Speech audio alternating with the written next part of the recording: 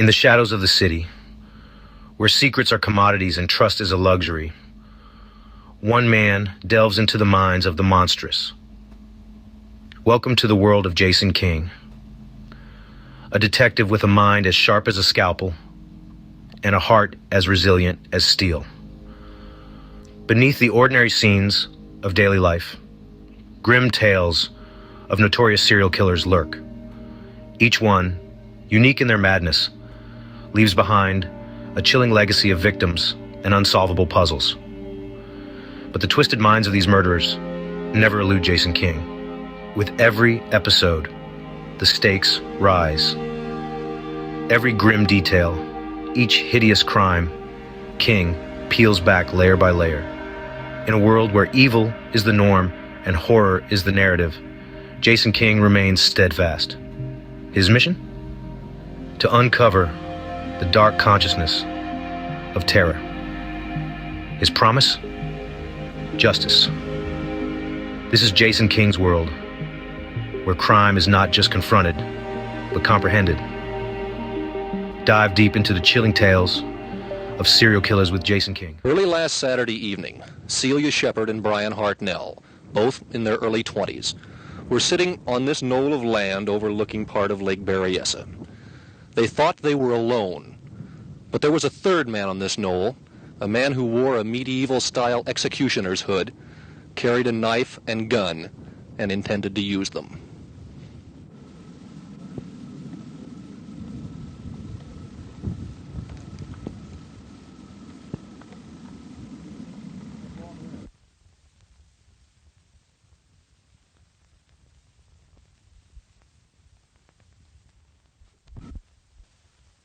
I've had 11 years patrolling this lake, and I've seen a lot of people cut up by boat accidents and this, but this is one of the worst things I ever witnessed, for no reason at all. Just a hooded man came up with a pistol drawn on him, tied him up, and then told him he had to kill him.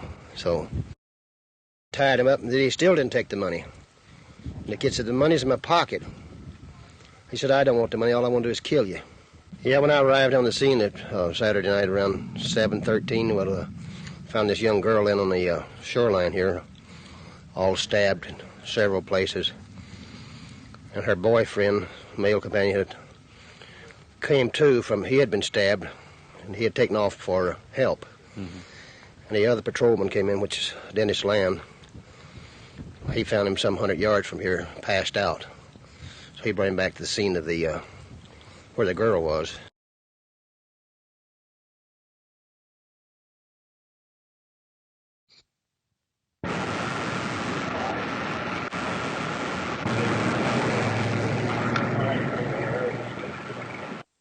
Elusive enough to link the murderer of Celia Shepard to other murders in the Vallejo area in the past year. Anywhere in the Bay Area or anywhere, he should go to the nearest law enforcement agency and turn himself in. And we will try to do whatever we can to help this man.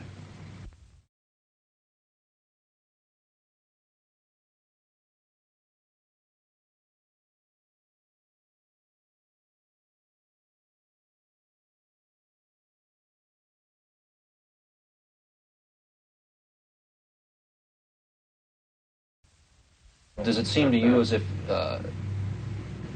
you're pretty much on the verge of finding this man? Well, I wouldn't want to say that, Dave. We're hoping. We've got some good things working for us, but it takes time. Mm-hmm. And to be able to reach out and pluck this guy out of the air isn't done. In most murder cases, you'll find a motive. But, of course, this guy is just a killer, a mad killer, and you have no motive. So it makes it a little bit harder for us to track him down. It's also fairly obvious that the man greatly enjoys the publicity that surrounds this thing. And there's a chance that man could be watching this interview. That's true. What would you have to say to this man? About the only thing I could say to him I think he realizes he needs help. I'm sure he does. And I'm sure he realizes what he's doing. And this is, to me, it's a sex crime. He's doing this for gratification. and I feel that he should definitely seek aid at any agency that he wants to go to in law enforcement.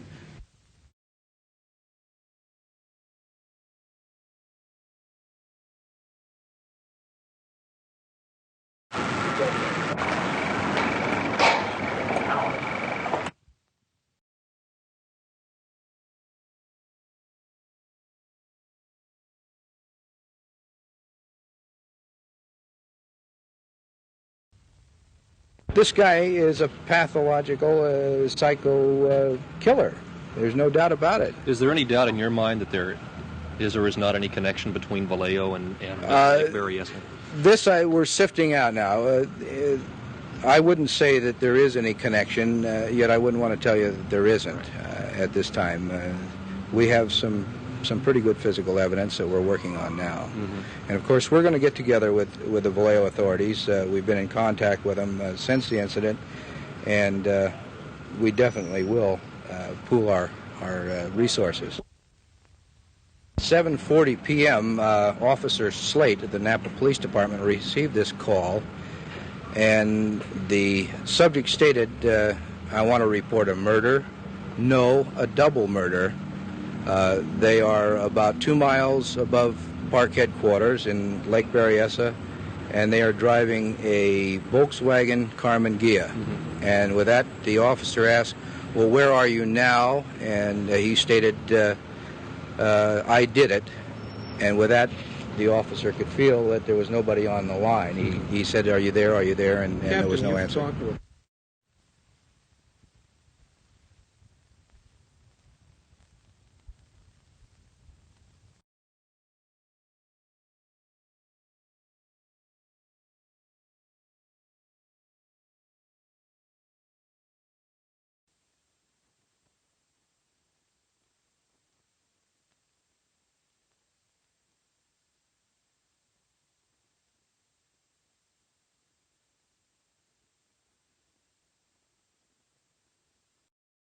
If I remember right, in speaking with one of the deputies who was investigating this thing, he said that the first thing you told a deputy out there was to give some idea of a description of the man. Do you understand now how your mind was able to work that well under those conditions? You really did an exceptional job in that.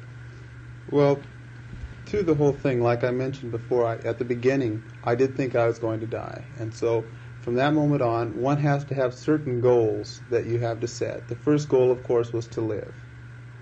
I suppose the second goal was to get untied. The next one was to get help. From getting help, getting to the hospital. You know, you have to have a successive set of goals. And if you can keep this going and you can keep your mind active, whether you die or not, you're at least psychologically attuned, whether you're in shock or not. If you can keep arguing with yourself, praying, doing anything to keep your mind off of yourself, or at least just not lapsing back and just saying, well, it's no use.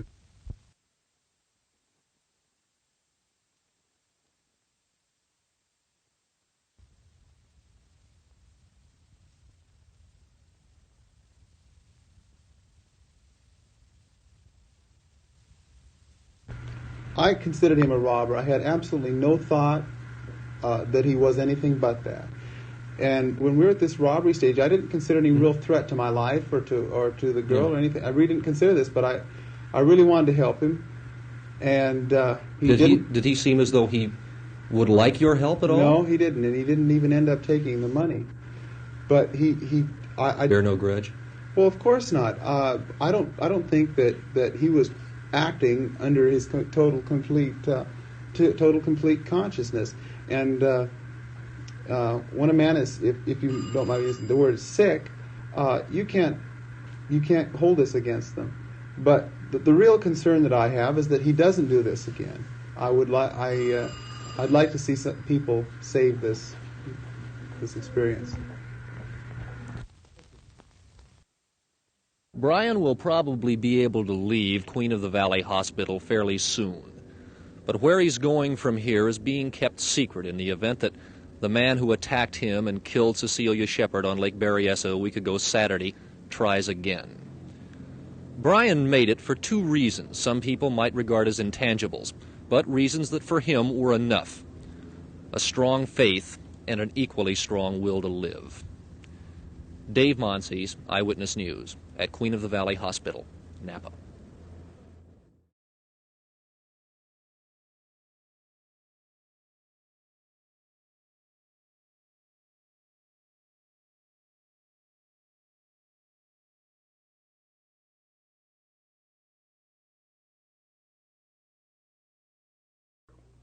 We had a complete lack of communications. I kept trying to talk to him, and I think he could still use help. I mean, I don't really think he knows his need, and if he could only realize his need, and he doesn't have to, if he could just call the authorities or call a help institution of some type, I really think he can be helped. He's not beyond hope.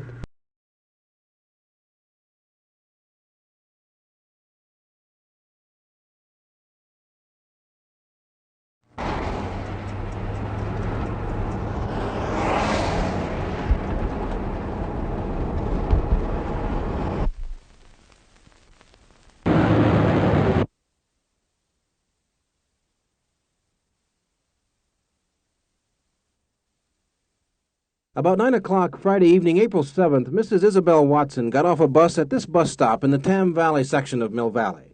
She began to walk up Pine Hill Road across the street to her home. About 150 feet up the hill, a car coming down the street hit her and knocked her down. The man driving the car got out and suggested he take her home. She refused. He suggested a second time, and she refused a second time. At that point, he stabbed her.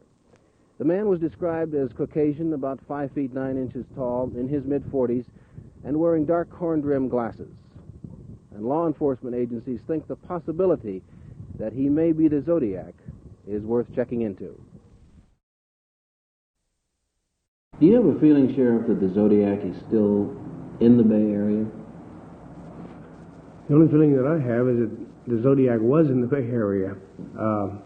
The fact that we haven't heard from him doesn't necessarily convince me that he is no longer around. Napa County Sheriff's investigators are curious for one, and spent a day talking over the Mill Valley case with Marin County authorities shortly after it happened. This is a San Francisco Police Department composite drawing of the Zodiac dating back to 1969. And Napa County officers have been looking for him for 2.5 years, ever since he stabbed a college co-ed to death and wounded her date at Lake Berryessa.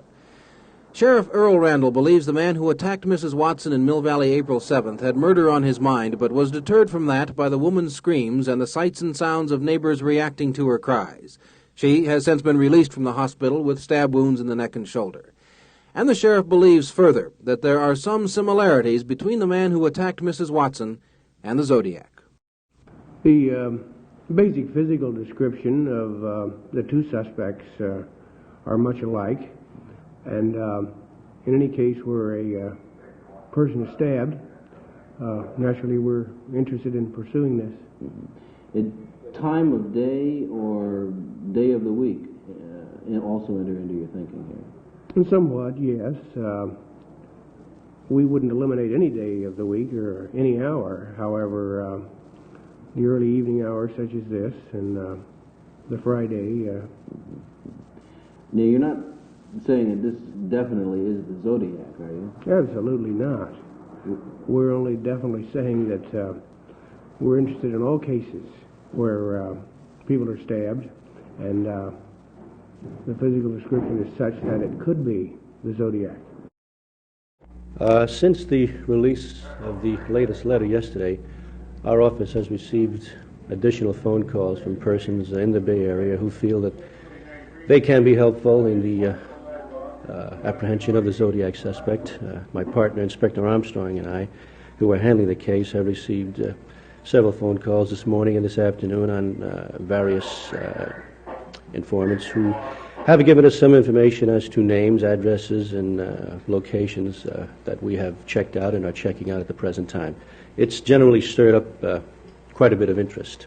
Well, prior to yesterday's new revelations on the Zodiac case, how were the tips coming? Were they slower? They had subsided somewhat for the last 2 or 3 weeks. They were trickling in, but as I say, they began coming in yesterday afternoon, last night, and throughout the day, and we're on top of the case at the present time, but there are no new specific developments. Now, what do you do with all of this information? You have to check out each item painstakingly until you're sure that it's either accurate or inaccurate? That's correct. It all takes time, and we try to sift out the stronger leads for the present time and get to the lighter information as soon as we can. In a case of this magnitude, we stay on top of it as much as we can.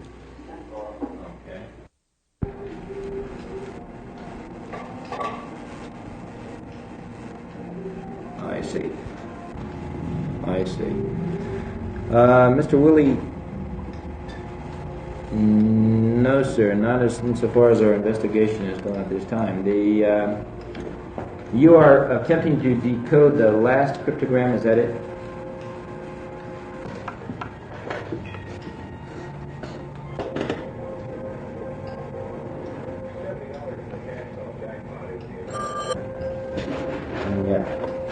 Similar to the ones written before. This Zodiac letter referred to the movie The Exorcist, quoted some lines sung by the Lord High Executioner in Gilbert and Sullivan's The Mikado, and ended with a grisly boast, quote, Me 37, SFPD 0, end quote. This is the first letter from the Zodiac in nearly 3 years. It was probably mailed Tuesday from either San Mateo or Santa Clara County. San Francisco Homicide Bureau Chief Lieutenant Charles Ellis says handwriting analysis proves it is an authentic Zodiac letter, but he can only guess about why it was written after such a long silence. He said he'd seen a movie that stimulated him to write this letter, and that's, the best I could determine at this time. Do you think he will also be stimulated to kill again? Well, that's only speculation. He's always threatened, and, if the letters weren't published, in which the letter was published, so, we have to go along on this basis. Though this is the first time the Zodiac has publicly surfaced since March 15th of 1971, Lieutenant Ellis says there's hardly a day goes by in all these years that the Homicide Bureau does not receive a call or a letter from someone in this country or some foreign country wondering about the Zodiac, claiming to be the Zodiac. Each of those communications had to be investigated and followed, as certainly this latest one will be, all in the hopes that eventually one of these will lead to the Zodiac. Pat O'Brien, Eyewitness News at the San Francisco Hall of Justice. Sergeant, could you briefly describe what apparently happened last night?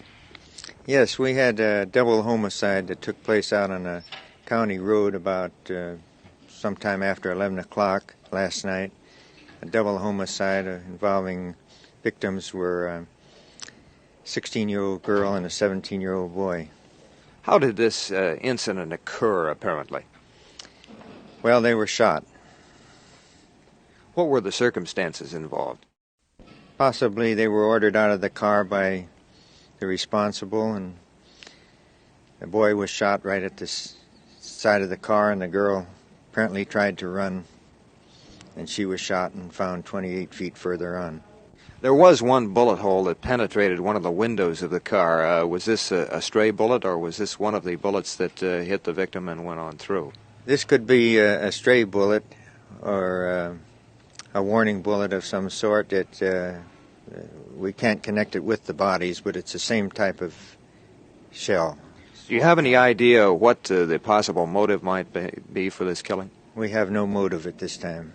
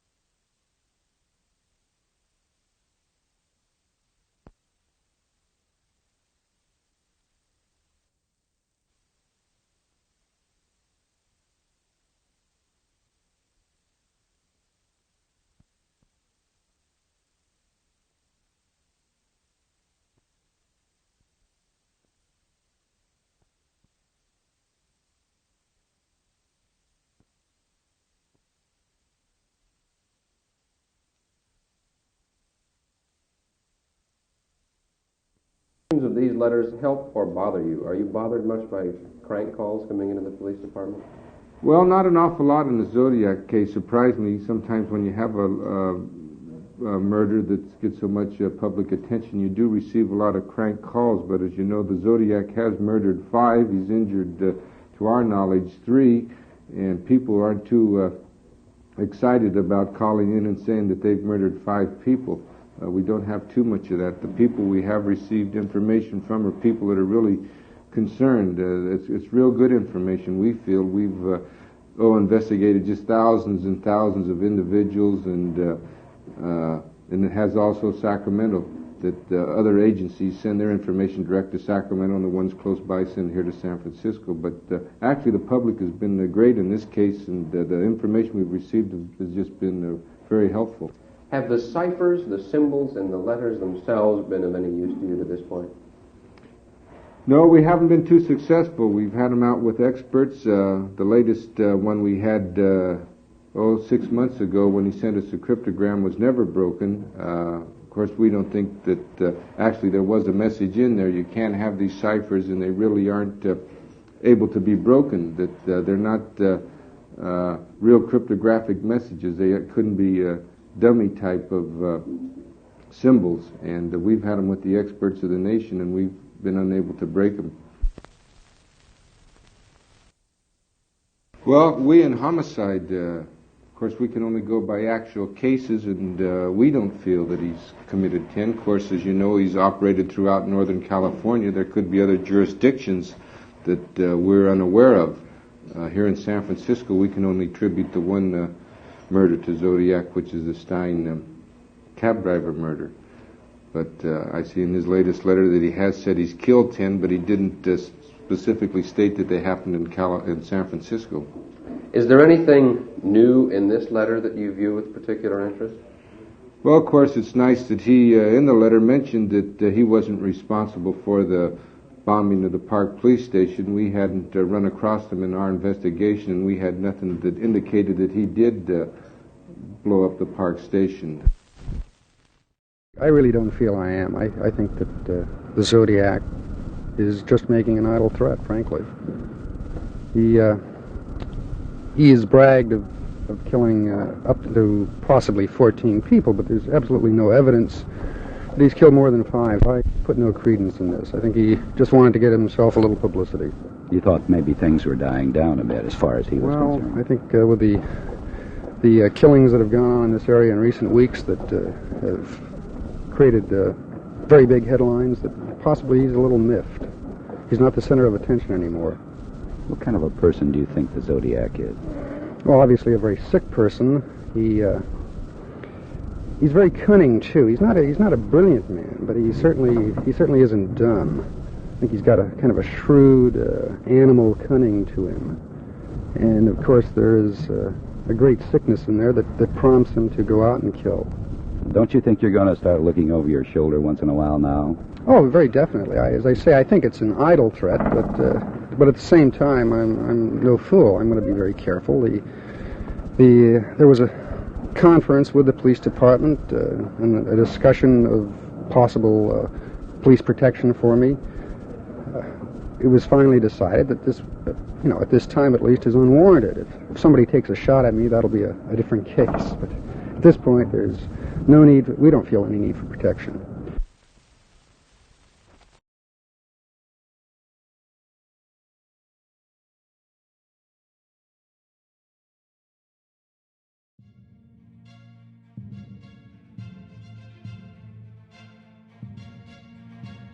The late 1960s in California were supposed to be a time of peace and love.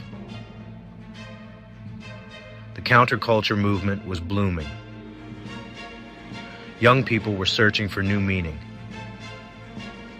But beneath this veneer of hope, a darkness was brewing. A darkness that would grip the San Francisco Bay Area with terror. This darkness had a name, the Zodiac Killer. Young couples, unsuspecting and full of life, became victims of a seemingly random killer.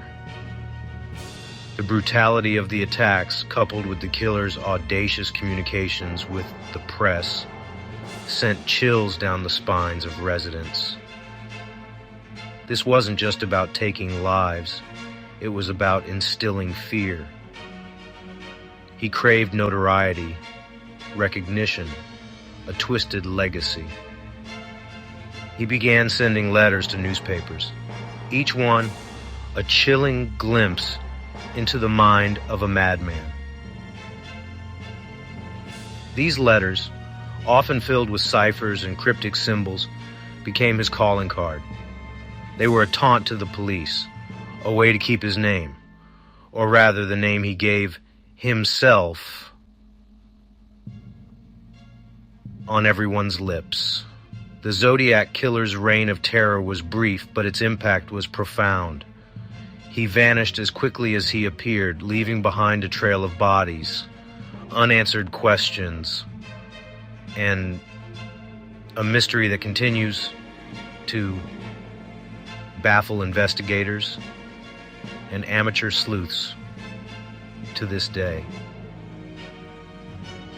Over 5 decades later, the question remains: who was the Zodiac Killer?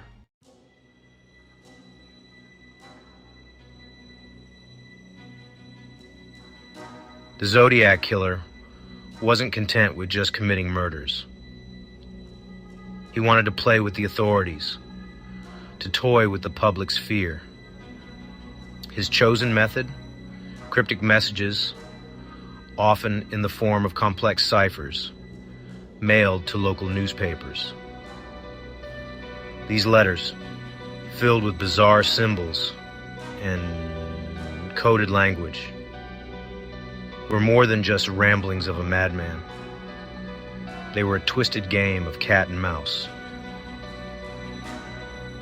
The Zodiac Killer seemed to revel in the attention his puzzles received. He challenged the police and the public to crack his codes, promising to reveal his identity if they could.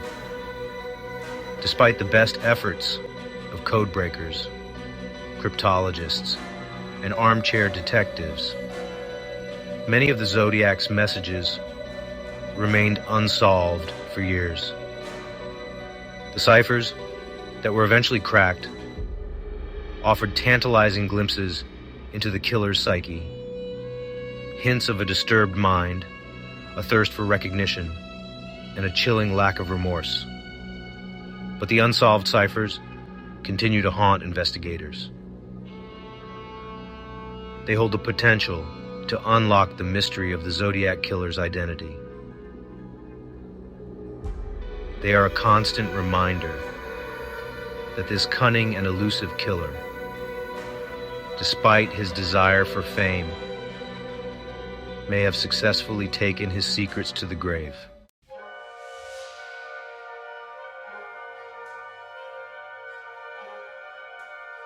The investigation into the Zodiac Killer was one of the largest and most frustrating in California history.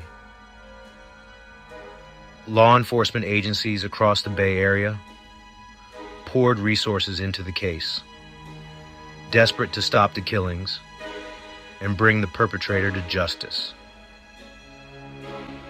But the Zodiac Killer was always one step ahead. The killer's ability to blend into crowds, to strike seemingly at random, and to vanish without a trace left investigators baffled. Every lead seemed to turn into a dead end. The pressure mounted with each passing day as the public grew increasingly anxious and the media scrutiny intensified. Despite the tireless efforts of detectives, the case grew cold. Years turned into decades, and the Zodiac Killer's identity remained a mystery. The lack of closure haunted the families of the victims, who were left to grieve without answers. The public was left to wonder if the boogeyman of their youth would ever be unmasked. The Zodiac Killer, though seemingly gone, cast a long shadow. His crime served as a chilling reminder of the darkness that can lurk beneath the surface of even the most idyllic communities. The case became a cautionary tale, a testament to the elusive nature of evil and the enduring power of unanswered questions. December 20th, 1968. A secluded lover's lane on Lake Herman Road became the backdrop for the Zodiac Killer's first known act of violence. High school sweethearts, David Faraday and Betty Lou Jensen, were parked, unaware their lives were about to be cut short. Around 11 p.m., a car pulled up behind them. A figure emerged.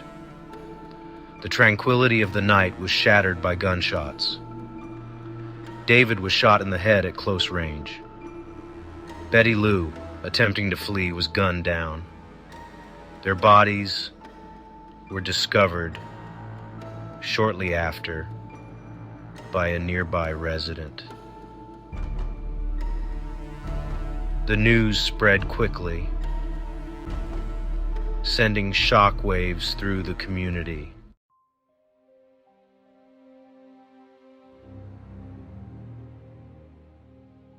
Section 2, the Blue Rock Springs Attack.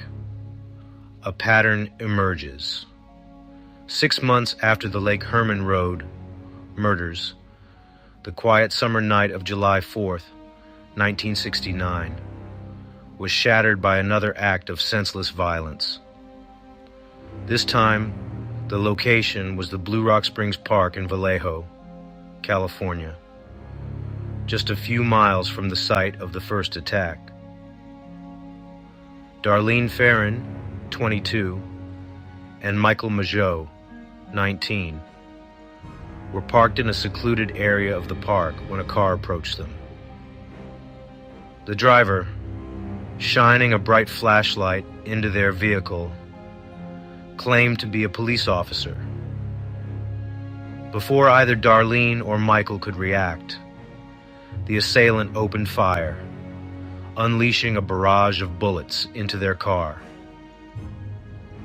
Darlene was tragically killed in the attack. Michael, despite being shot multiple times, miraculously survived.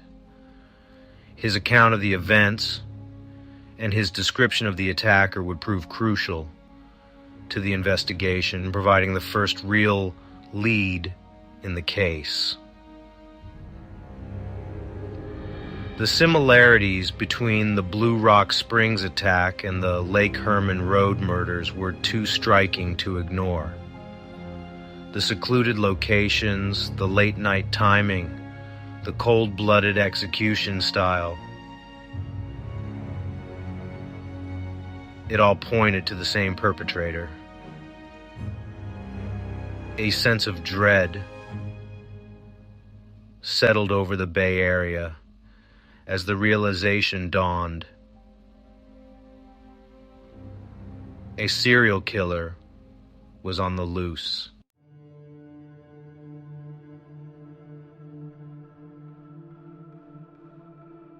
Section 3. The Lake Berryessa Stabbings, a Brazen Assault.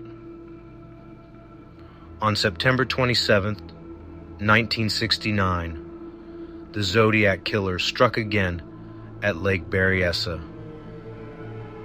This attack took place in broad daylight, showing the killer's audacity. Cecilia Shepard and Brian Hartnell were approached by a man in a hooded costume. He claimed to be an escaped convict and bound the couple. Then he brutally stabbed them. He left a chilling message on Brian's car door. Brian survived and described the assailant. The attack sent a wave of terror through the region.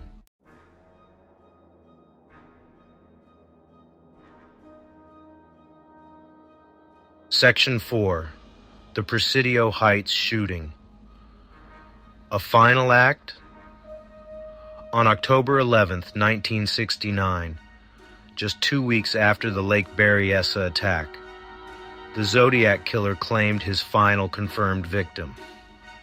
This time, the setting was the upscale Presidio Heights neighborhood of San Francisco. Paul Stine, a 29-year-old cab driver, was shot and killed while driving a fare near the intersection of Washington and Cherry Streets. The killer, who had reportedly requested to be taken to this location, shot Stine in the head at close range before calmly exiting the cab and disappearing into the night. 3 teenagers witnessed the crime from their window across the street. They immediately called the police, providing a description of a white male in his late 20s to early 30s, wearing glasses and a brown corduroy jacket. Despite having a seemingly good description and a quick response from the police, the Zodiac Killer managed to escape. A search of the area proved fruitless. The killer had vanished into thin air, leaving behind another victim and a city on edge. The Presidio Heights shooting marked the last confirmed murder attributed to the Zodiac Killer.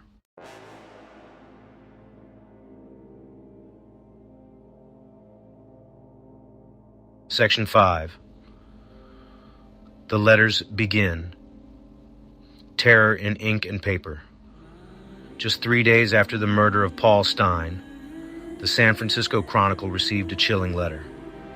The letter began with, "Dear Editor, this is the Zodiac speaking." Thus began a macabre correspondence that would grip the city. The letter contained a confession and a piece of blood-stained fabric. The killer boasted about the murders and threatened to continue. The Zodiac demanded his letters be printed on the front page. He reveled in the attention and fear he created. His letters were a mix of egotism, paranoia, and twisted humor. The letters marked a turning point in the Zodiac case. The Zodiac was now communicating with the public, taunting the police. The letters became a source of terror and fascination.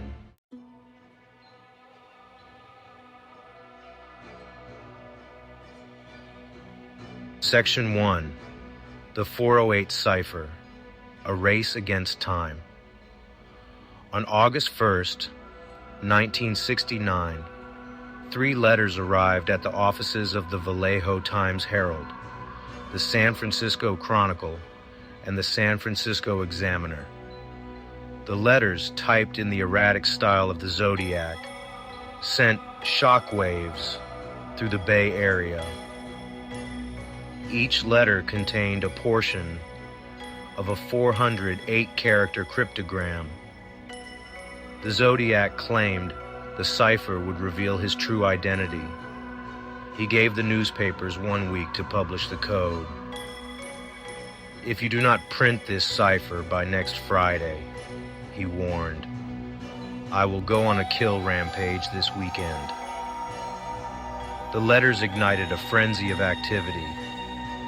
Codebreakers raced against time to unmask the killer. The Zodiac's threat hung over the Bay Area like a dark cloud.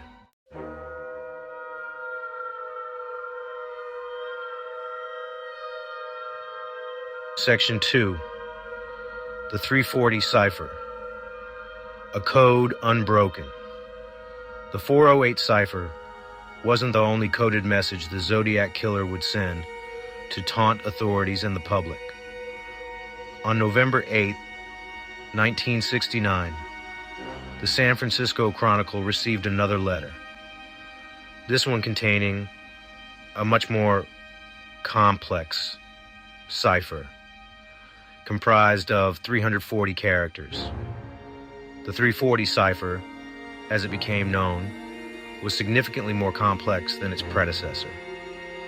It employed a more sophisticated encryption method, making it far more challenging to crack. The Zodiac provided no clues as to its meaning, simply stating that it contained his identity. Despite decades of intense scrutiny from professional and amateur code breakers alike, the 340 cipher remains unsolved. It stands as a haunting testament to the killer's cunning and the enduring mystery surrounding the case. The 340 cipher continues to fascinate and frustrate those who study the Zodiac case. It represents a tantalizing possibility that the key to unlocking the killer's identity lies hidden within its intricate code. Whether the secrets of the 340 cipher will ever be revealed remains an open question, a puzzle that may endure as long as the legend of the Zodiac Killer itself.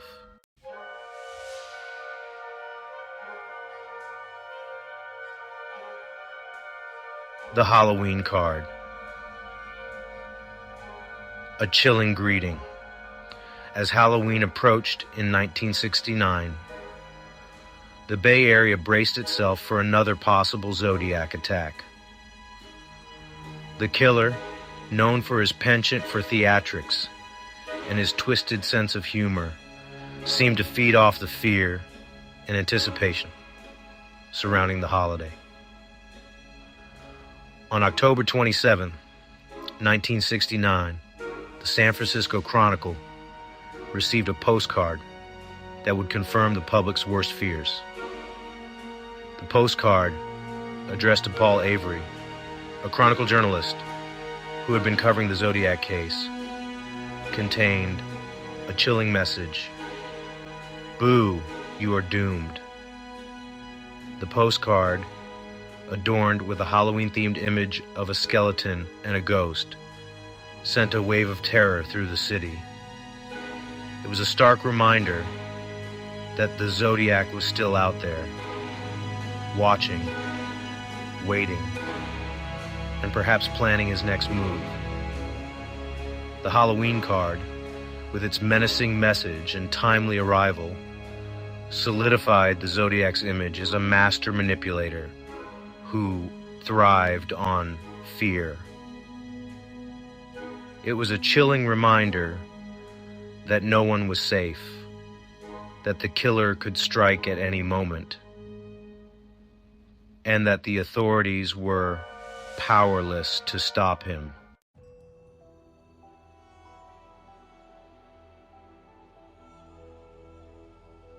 My name is Cipher, a taunting clue.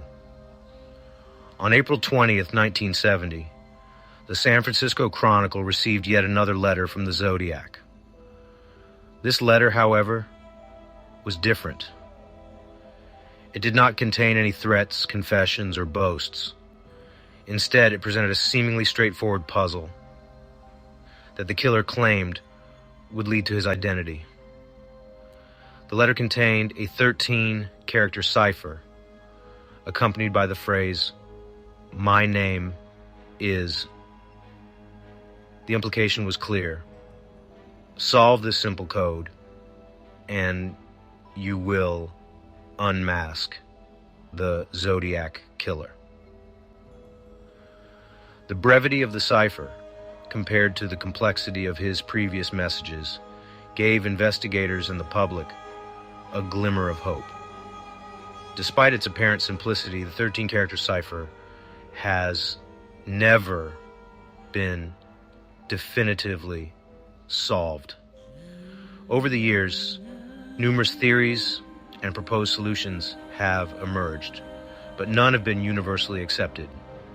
The My Name Is cipher remains one of the most tantalizing pieces of the Zodiac puzzle. It represents a potential shortcut to solving the case, a direct link to the killer's identity. Yet, like most things related to the Zodiac, it is shrouded in mystery, its true meaning elusive, and perhaps forever out of reach.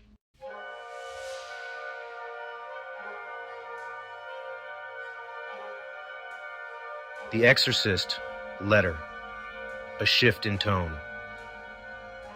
After a period of silence, the Zodiac resurfaced in January 1974 with a letter to the San Francisco Chronicle referencing the horror film The Exorcist. This letter, less boastful and more subdued, marked a departure from his previous communications and would be the last for over 3 years.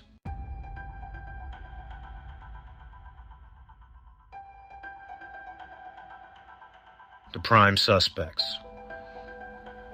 Faces of doubt. Despite decades of investigation, the Zodiac Killer case remains unsolved, with hundreds of individuals scrutinized, but no definitive links to the crimes. The lack of concrete evidence and the Zodiac's elusive nature have made it nearly impossible to separate fact from fiction.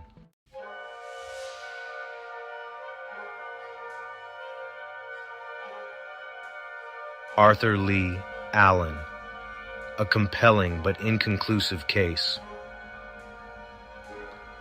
Arthur Lee Allen, a former teacher and convicted child molester, is perhaps the most scrutinized Zodiac suspect. Allen bore a resemblance to the Zodiac sketch, owned a Zodiac brand watch, and had a typewriter similar to the one used in the letters. Despite these connections, evidence directly linking Allen to the crimes remained elusive. Handwriting samples were inconclusive, and his fingerprints did not match those found on the Zodiac letters.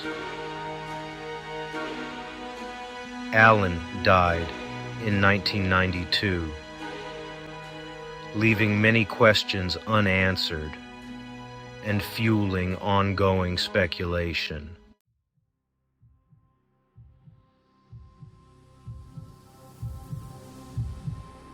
The case that haunts the legacy of Don Chaney.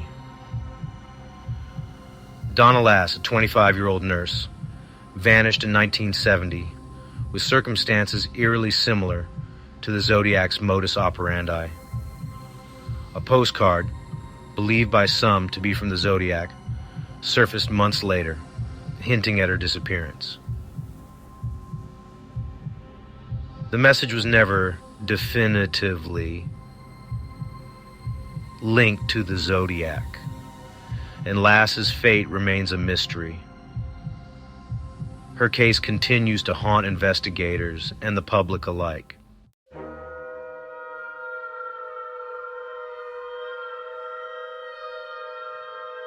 The Zodiac Killer remains an enigma, a ghost from a bygone era that continues to haunt the public imagination. The case, with its mix of chilling violence and cryptic messages, has become a cultural touchstone. Despite the passage of time, the Zodiac Killer case continues to fascinate and frustrate in equal measure.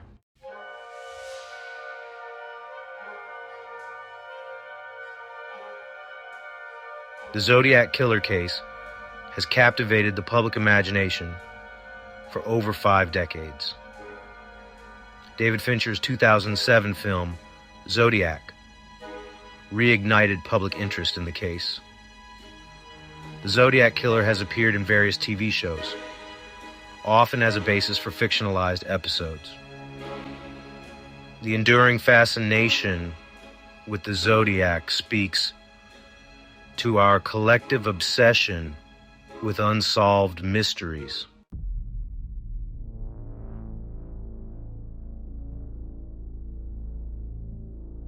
The Zodiac Killer's impact on popular culture extends far beyond film and television. Robert Graysmith's books, Zodiac and Zodiac Unmasked played a significant role in keeping the case in the public eye. Countless other books, articles, and documentaries have explored various aspects of the Zodiac case. The lack of a definitive conclusion continues to fuel speculation and debate.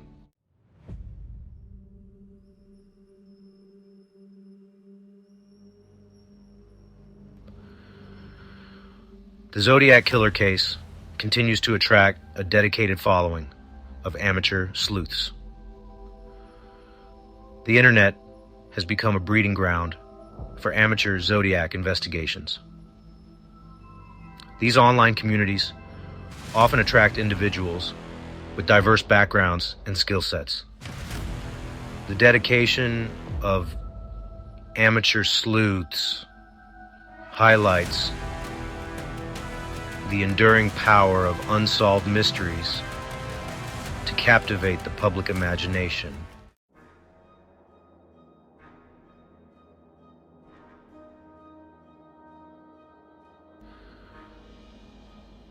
The Zodiac Killer left an indelible mark on American culture, forever changing the landscape of criminal investigation. The case highlighted the importance of interagency cooperation and effective communication with the public. Beyond law enforcement, the Zodiac case instilled a sense of fear and vulnerability in the San Francisco Bay Area. The Zodiac's legacy continues to fascinate and haunt, ensuring that the legend will endure for generations.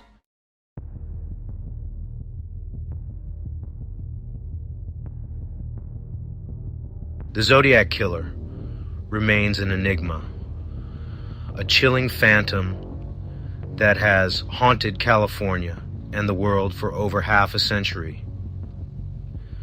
Despite numerous leads and countless suspects, the killer's true identity remains shrouded in mystery. The case continues to fascinate and frustrate, a testament to the enduring power of the unknown. The unanswered questions surrounding the Zodiac's identity continue to fuel speculation and debate.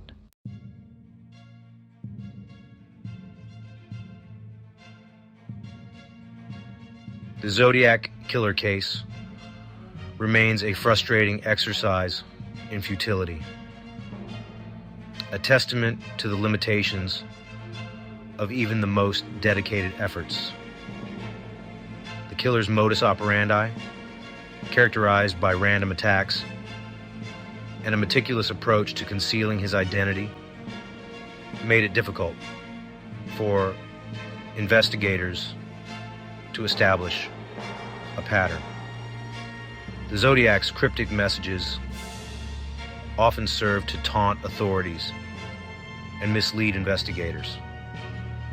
The limitations of forensic technology at the time hindered investigators' ability to gather and analyze crucial evidence.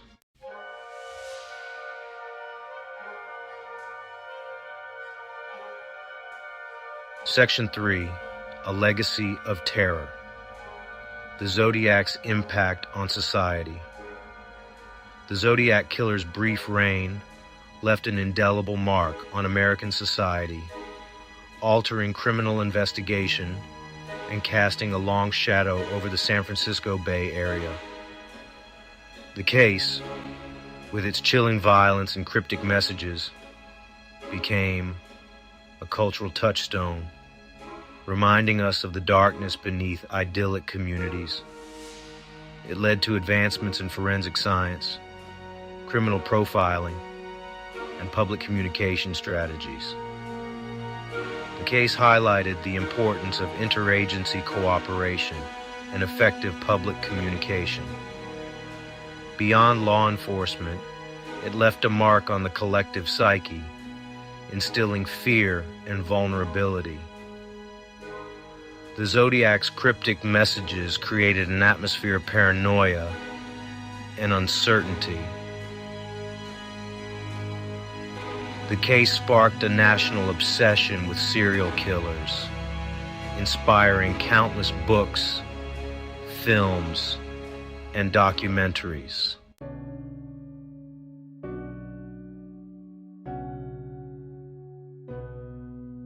Section 4. The search for closure. The victims and their families. At the heart of the Zodiac case are the victims and their families, forever seeking answers and closure. David Faraday, Betty Lou Jensen, Darlene Farron, Cecilia Shepard, Paul Stein. Their lives cut short by senseless violence. Their families grapple with unimaginable pain and the lack of answers. The search for closure is a testament to the resilience of the human spirit and enduring hope.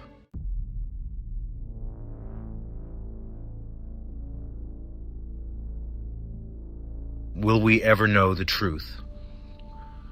As technology advances, will we ever unmask the Zodiac Killer? The case, a complex tapestry of forensic evidence and cryptic clues, continues to beckon those determined to crack the code.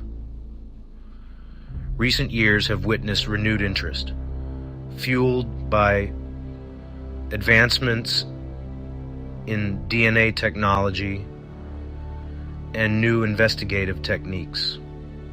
True crime podcasts, documentaries, and online forums have sparked renewed public interest. While solving the Zodiac case remains a tantalizing prospect, challenges lie ahead. The passage of time and potential loss of crucial evidence present formidable obstacles. Despite these challenges, the pursuit of justice continues.